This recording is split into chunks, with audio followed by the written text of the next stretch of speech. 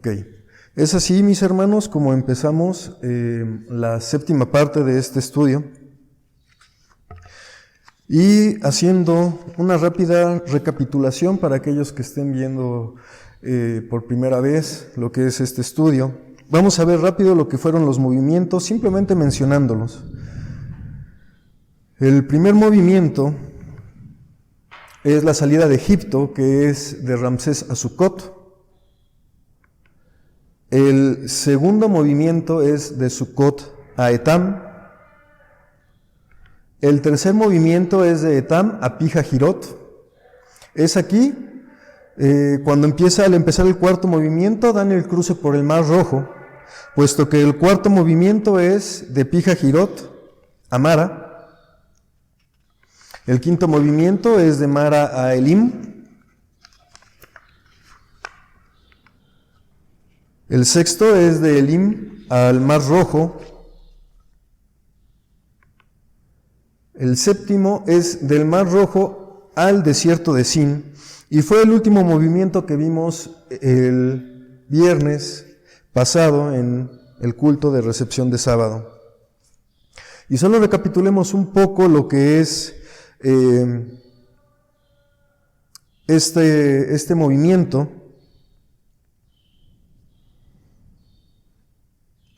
En donde dice el versículo, dice Éxodo 16, dice, y partiendo de Elim, toda la congregación de los hijos de Israel vino al desierto de Sin, que está entre Elim y Sinaí, a los 15 días del segundo mes, después de que salieron de la tierra de Egipto. Y algo que no les comenté la clase anterior, bueno, el tema anterior, disculpen, les comenté que eran 30 o 31 días.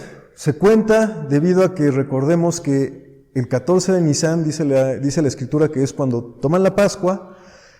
Esa noche es cuando Jehová hace la mortandad de los primogénitos. Esa noche los manda a llamar Faraón y salen.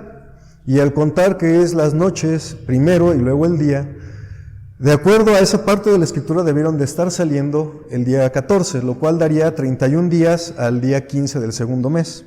Lo que no les comenté, mis hermanos, es que de acuerdo a lo que dice Números 33, versículo 3, que dice, de Ramesés partieron en el mes primero, a los 15 días del mes primero, el segundo día de la Pascua, salieron los hijos de Israel con mano alta a ojos de todos los egipcios.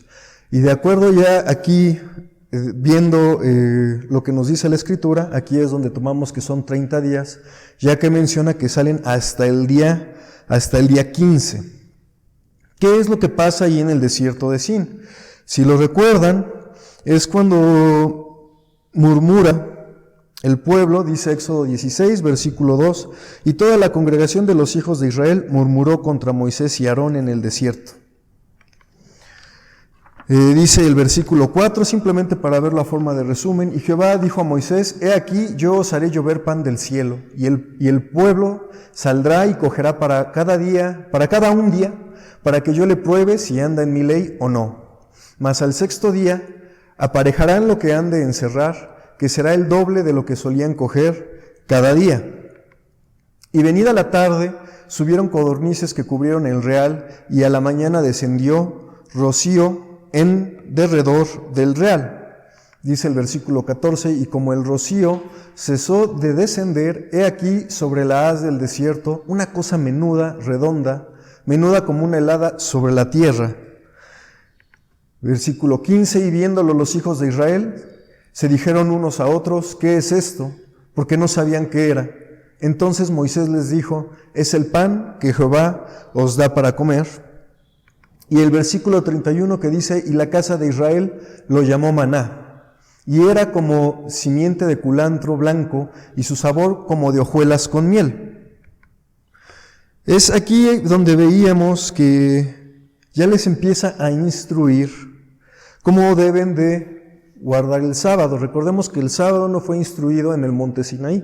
El sábado fue instituido desde el momento de la creación, cuando dice que 6 días trabajó, hizo toda su obra y el 7º día descansó y lo santificó.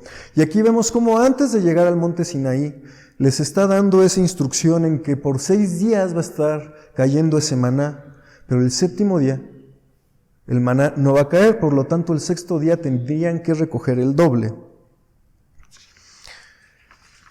Dice el versículo 32, y dijo Moisés, esto es lo que Jehová ha mandado. Henchirás un gomer de él para que se guarde para vuestros descendientes, a fin de que vean el pan que yo os di de comer en el desierto para cuando yo os saqué de la tierra de Egipto. Esto es algo que más adelante se pone en el arca del testimonio. Recordemos que en el arca del testimonio está la vara de Aarón, las dos tablas con los 10 mandamientos y este maná. Versículo 35. Es en el desierto de Sin, en este movimiento número 7, donde empieza a caer el maná del cielo. Y dice Éxodo 16, versículo 35, así comieron los hijos de Israel maná 40 años, hasta que entraron en la tierra habitada. Maná comieron hasta que llegaron al término de la tierra de Canaán, y un gomer es la 10ª parte del efa. Dice, continuando con los movimientos, este fue el movimiento número 7, si nos vamos a lo que es Éxodo 17 dice, versículo 1, y toda la congregación de los hijos de Israel partió del desierto de Sin por sus jornadas al mandamiento de Jehová, y asentaron el campo en Refidim, y no había agua para que el pueblo bebiese. Aquí Éxodo del desierto de Sin ya nos vuelve a hablar hasta que llegan al campamento en Refidim, pero menciona que se movieron por sus jornadas. ¿Cuáles fueron estas jornadas? Fueron 2 movimientos, las cuales nos los menciona nuestros textos base de Números 33, y les voy a pedir que vayamos a Números 33, versículo 12, que el movimiento es del desierto de Sin a Dofca, y quien da testimonio de esto es Números 33, versículo 12, que dice, y partidos del desierto de Sin asentaron en Dofca. Dofca es un lugar en el desierto que, de acuerdo a la referencia al libro de concordancia Strong, significa golpe. Esto va a ser importante por lo que vamos a ver un poco más adelante. La Biblia no menciona más sobre este movimiento, sobre este lugar. No hay una traducción literal como tal, simplemente definición, este simbolismo que se le puede dar a la palabra Dofca como golpe. El 9º movimiento continúa ahí mismo en Números, dice de Dofca a Aluz, es el 9º movimiento. Podemos ver que ya están muy cerca del monte Sinaí, y es Números 33, versículo 13, que dice, y partidos de Dofca asentaron en Aluz. Aluz es donde se termina este 9º movimiento. Es un lugar en el desierto, no tiene definición, tampoco el libro de concordancia Strong da alguna traducción sobre el significado de Aluz. Estos 2 movimientos es donde menciona Éxodo que fueron estas jornadas antes de llegar al campamento en Refidim. Ahora sí, mis hermanos, el movimiento número 10, que es de Aluz a Refidim. Esto de acuerdo a lo que dice Números 33, versículo 14, que dice, y partidos de Aluz asentaron en Refidim, donde el pueblo no tuvo agua para beber.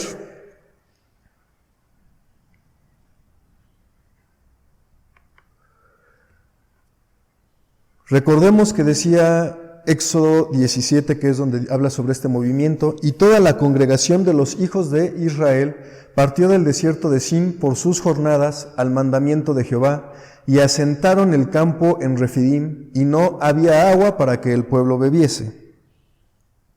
Continuamos ahí mismo en Éxodo, que es donde da testimonio sobre todo lo que pasa aquí en Refidim. Y al llegar a Refidim, ¿qué creen que es lo que vuelve a pasar, mis hermanos? Una vez más, el pueblo se queja por haber salido de Egipto. Dice Éxodo 17, versículo 2, y altercó el pueblo con Moisés y dijeron, danos agua que bebamos. Y Moisés les dijo, ¿por qué altercáis conmigo? ¿Por qué tentáis a Jehová? Así el pueblo tuvo allí sed de agua y murmuró contra Moisés y dijo, ¿por qué nos hiciste subir de Egipto para matarnos de sed a nosotros y a nuestros hijos y a nuestros ganados? Vemos cómo una vez más el pueblo se vuelve a quejar contra Moisés por haberlo sacado de Egipto. Se habían olvidado de que venían resguardados y guiados por Jehová de los ejércitos, por el Creador de los cielos y la tierra, y que ya había abierto el mar por ellos, que ya había vuelto aguas amargas en aguas dulces, que ya había hecho traer codornices por un viento, que ya había hecho hacer que bajara maná del cielo. Y aquí vuelven a dudar y vuelven a quejarse ante Moisés. Y continuando dice el versículo 4, entonces clamó Moisés a Jehová diciendo, ¿qué haré con este pueblo? He aquí a un poco me apedrearán. Y Jehová dijo a Moisés, pasa delante del pueblo y toma contigo de los ancianos de Israel y toma también en tu mano tu vara, con la que heriste el río, y ve. He aquí yo estoy delante de ti, allí sobre la peña de Oreb. Y herirás la peña, y saldrán de ellas aguas, y beberá el pueblo. Y Moisés lo hizo así en presencia de los ancianos de Israel. Quiero que veamos, mis hermanos, que el campamento de Israel está un poco antes de llegar al Sinaí, que es Refidim, y le dice aquí que tiene que ir con ancianos, adelantarse hasta el Sinaí, que es el monte Oreb, que es el monte de Dios. Lo vamos a encontrar con esos 3 nombres en las Escrituras. Le dice que vaya ahí a la peña, y quiero que observen una cosa, mis hermanos, le dice, y herirás la peña, y saldrán de ellas aguas, y beberá el pueblo. Esto lo menciono porque veremos también, es de común conocimiento que el error de Moisés por el cual no entra a la tierra prometida, muchos dicen fue que hirió la peña cuando Dios le dice, háblale. Y esto lo comento, mis hermanos, porque eso lo veremos más adelante, porque así como las codornices, ese acontecimiento similar pasa 2 veces, que ves antes de llegar al Sinaí, y vuelve a acontecer antes de entrar a tierra prometida, el acontecimiento de la peña, de que una peña va a dar agua, también pasa 2 veces, una vez antes de llegar al Sinaí y una vez también antes de entrar, otra vez antes de entrar a la tierra prometida. Y va a ser hasta ese acontecimiento cuando veamos cuál fue el error de Moisés. En esta ocasión, Moisés sigue la instrucción, hiere la peña, Moisés golpea la peña y le da agua. Y como les comentaba, dice que los ancianos estaban ahí con Moisés, y dice que Éxodo 17, versículo 7, y llamó el nombre de aquel lugar Masá y Meriba por la rencilla de los hijos de Israel, y porque tentaron a Jehová diciendo, ¿está pues Jehová entre nosotros o no? También veremos más adelante que este acontecimiento de golpear la peña es en otro lugar, más adelante, y también le dice Meriba, aguas de la rencilla. Les comentaba que veíamos que ya está muy cerca Refidim del monte Sinaí. Y ya estando muy cerca, y estando acampando el pueblo de Israel en Refidim, dice Éxodo 17, versículo 8. Y vino Amalec y peleó con Israel en Refidim. Y no quiero comentarles, mis hermanos, que no es nada más que vino y pelearon. Tuvo una particularidad de cómo llegó Amalec, cómo atacó Amalec a Israel en este momento. Como recordábamos, yo les decía que Dovka significa golpe. Y no es muy claro si desde ese momento ya venía Amalek atacándolos, o fue hasta que están en Refidim que Amalek ataca a Israel. La Biblia no lo dice, simplemente por la definición de Dovka, que es golpe. Hay estudiosos que creen que desde ahí venían atacándolos, pero la Biblia no lo define, no lo dice. Pero sí dice cómo es que Amalek ataca a Israel, y dice Deuteronomio 25, versículos 17 y 18. Deuteronomio 25, versículos 17 y 18, es cuando ya está por entrar el pueblo a la tierra prometida, y hace este recordatorio. Acuérdate de lo que te hizo Amalek en el camino, cuando saliste de Egipto, que te salió al camino y te desbarató la retaguardia de todos los flacos que iban detrás de ti cuando tú estabas cansado y trabajado, y no temió a Dios. Lo que le está recriminando aquí a Dios a Amalek fue que no le temió. Recordábamos cuando es el canto al pasar el mar Rojo, empieza a hablar sobre qué pueblos va a pasar Israel, y que esos pueblos van a temer a las maravillas que hizo Dios. En esos pueblos no está mencionado Amalek. Amalek no tenía por qué ir a atacar a Israel. Sin embargo, ya había pueblos que habían escuchado estas maravillas hasta ese momento. Y aquí es muy importante que dice que en vez de temer al pueblo que iba protegido por el Creador, no le temieron a Dios, sino que viendo a un pueblo que estaba cansado, trabajado, que estaba flaco, dice que su retaguardia iba flaca, decidió atacar. Pero ¿quién es Amalek, mis hermanos? ¿Quién es este pueblo? Dice Génesis 36, versículo 12. Y Timna fue concubina de Elifaz, hijo de Esaú, la cual le parió a Amalek. Esto significa que Esaú engendró a Elifaz, Elifaz engendró a Amalek. Amalek es un nieto de Esaú.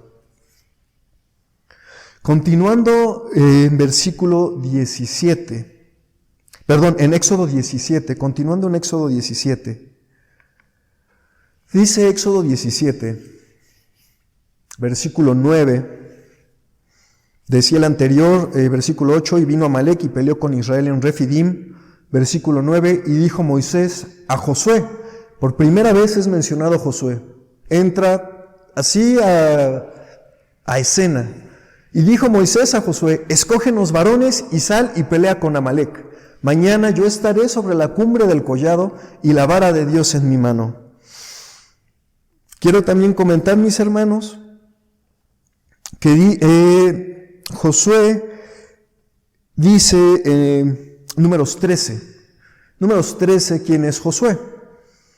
También, si ya definimos quién es Amalek, definamos quién es Josué. Dice Números 13, de la tribu de Efraín, Oseas, hijo de Num. En este momento Moisés está escogiendo a 12 hombres, un príncipe de cada tribu, que vaya y espíe lo que es la tierra prometida.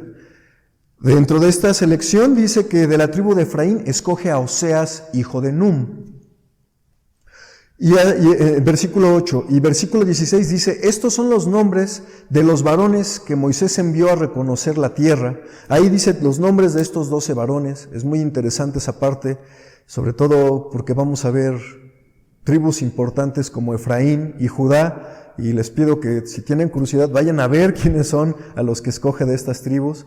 Y dice que de Efraín, que es el que sí vamos a ver, dice que es Oseas, hijo de Num, al cual le pone Moisés el nombre de Josué.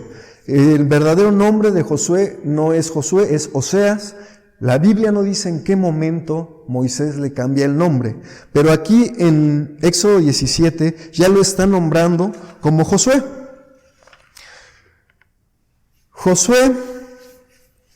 se cree que tenía entre 35 y 40 años en este momento. La Biblia es muy clara, lo llama joven, lo llama mancebo, pero de acuerdo a que cuando él muere de 110 años, los estudiosos empiezan a sacar sus cuentas y dicen que en realidad no pudo haber sido tan joven. Creen que se refería a que cuando dice joven, era un joven en conocimiento en las cosas de Dios, como un líder, el cual iba siendo preparado por Moisés, pero creen los estudiosos que tenía entre 35 y 40 años. Algunos piensan que era un poco más grande. Dice Éxodo 17, versículo 10. Recordemos que viene Amalec para pelear contra Israel, atacándolo desde la retaguardia. Dice el versículo 10, e hizo Josué como le dijo Moisés, y peleando con Amalec, y Moisés y Aarón y Hur subieron a la cumbre del collado. Y sucedía que cuando alzaba Moisés su mano, Israel prevalecía, mas cuando él bajaba su mano, prevalecía Amalec. Versículo 12. Y las manos de Moisés estaban pesadas, por lo que tomaron una piedra y pusiéronla debajo de él, y se sentó sobre ella, y Aarón y Hur sustentaban sus manos, el uno de una parte y el otro de la otra. Así hubo en sus manos firmeza hasta que se puso el sol. Aquí vemos, mis hermanos, cómo es que Moisés fue apoyado por sus compañeros, Aarón y Hur. Vamos a ver que Hur sigue siendo nombrado otras veces durante estos 42 movimientos, 2 veces muy en específico. Y vemos cómo son estos compañeros, le sujetan las manos a Moisés. Y es aquí donde entra la lección. Recordemos que todos estos 42 movimientos son un reflejo también en nuestra vida, como lo dice Pablo, y que todo esto que les pasa es para admonición de nosotros y podamos aprender de todo lo que les pasó ahí.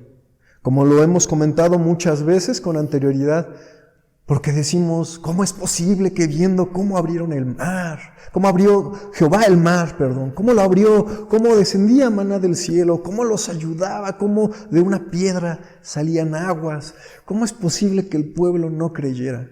Y Pablo, cuando hace mención a que tenemos que aprender todo lo que pasó allá en el desierto, es porque muchas veces hacemos lo mismo. No vemos cómo Dios está actuando con sus milagros en nosotros. Y todo esto es un aprendizaje. Y aquí, mis hermanos, podemos ver cómo cuando se cansaba, la Biblia no lo dice, se cree que lo que estaba haciendo Moisés al alzar las manos era que oraba a Dios.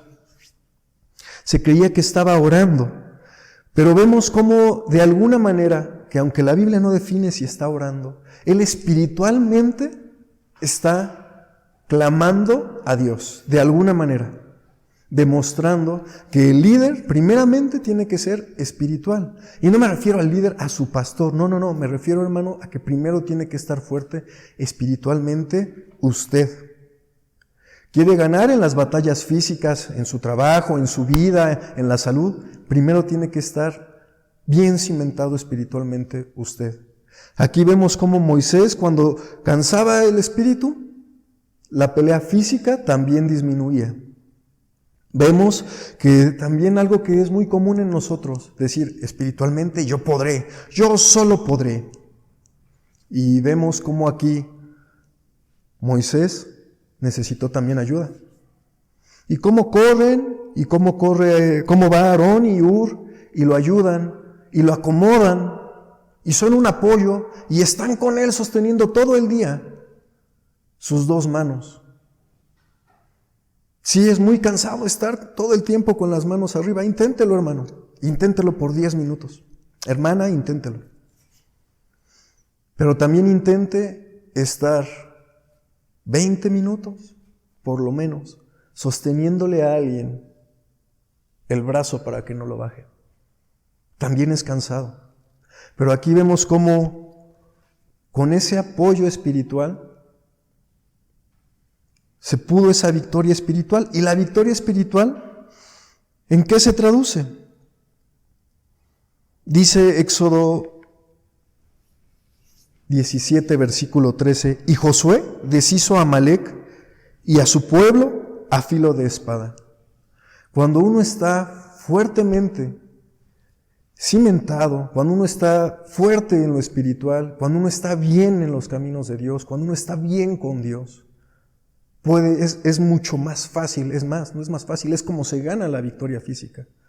Porque en esa victoria física no va a poder prevalecer si está mal en esa batalla espiritual. Es aquí donde viene esta lección, mis hermanos. No solo la vemos también en nosotros. Porque también recuerden que veíamos que todos estos movimientos, está ese reflejo en el ministerio de nuestro Señor Jesucristo. ¿Cuándo lo vemos? Recordemos cuando Él está en el Getsemaní, donde Él dice la palabra que Él siente temor. Y Él llama a sus compañeros a que oren con Él, pero sus compañeros duermen. Pero es muy importante que nuestro Señor Jesucristo dice la palabra que no estaba solo, porque dice que un ángel del cielo le confortaba en ese momento en que Él dice, si está en mí pasar de esto. Y aquí vemos cómo está Él en esa batalla espiritual, la cual Él peleó y ganó. Porque bien dice, sea como tú quieres, Padre, sea como tú quieres, no como yo. Reconociendo quién es el que está encima de Él. También nuestro Señor Jesucristo tuvo esta batalla. Y nosotros, mis hermanos, la tenemos todos los días.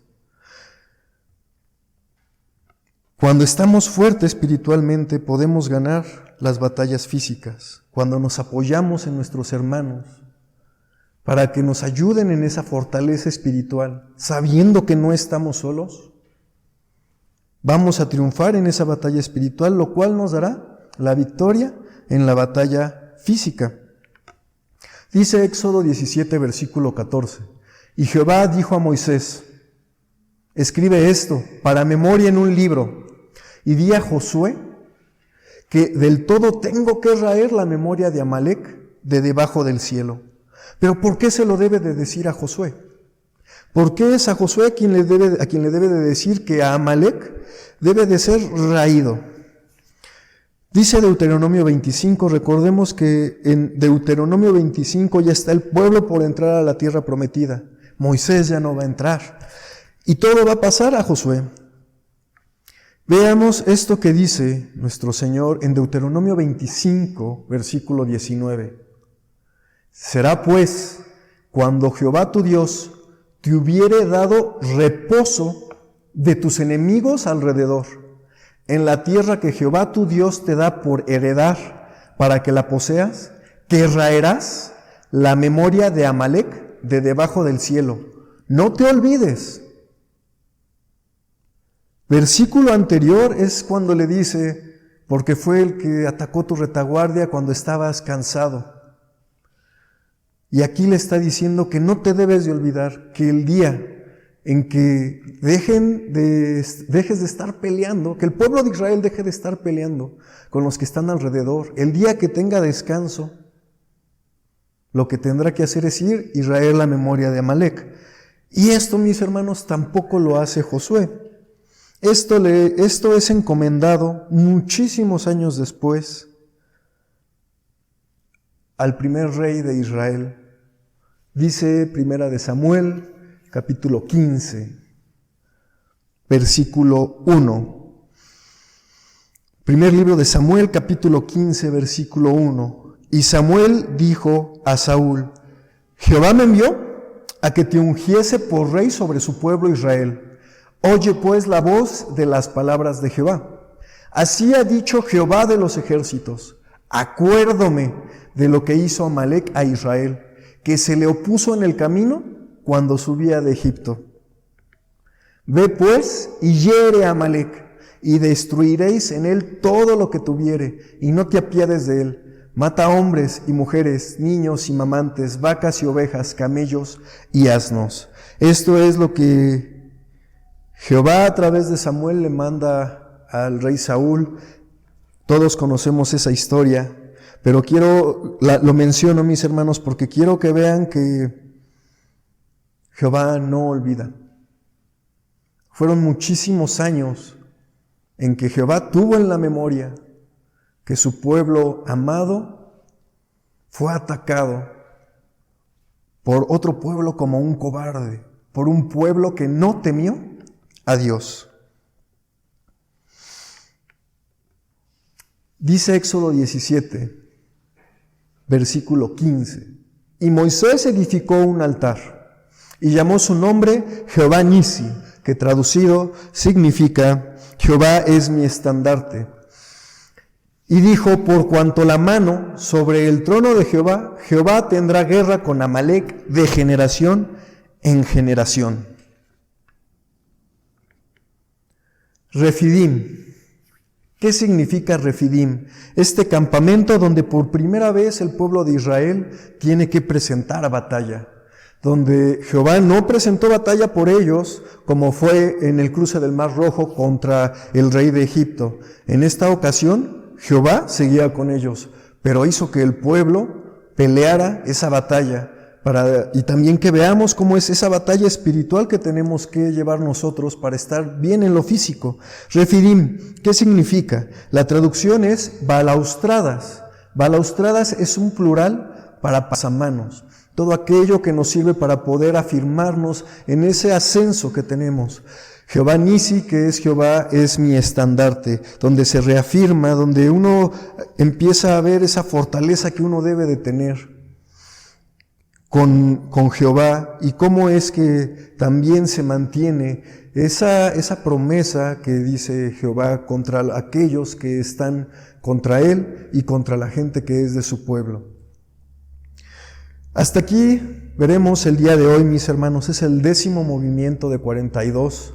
Esta es la batalla de Refidim, donde para mí, mis hermanos, hay mucho que aprender en esa batalla espiritual que uno tiene que librar, que uno debe de saber que no está solo, siempre va a haber hermanos que estén apoyándote. Vemos también cómo nuestro Señor Jesucristo no estuvo solo en ningún momento. Y aquí es donde detenemos nosotros este estudio para continuar el siguiente viernes para la recepción de sábado. Por mi parte, mis hermanos, es todo. Dios les bendiga. Paz a vosotros.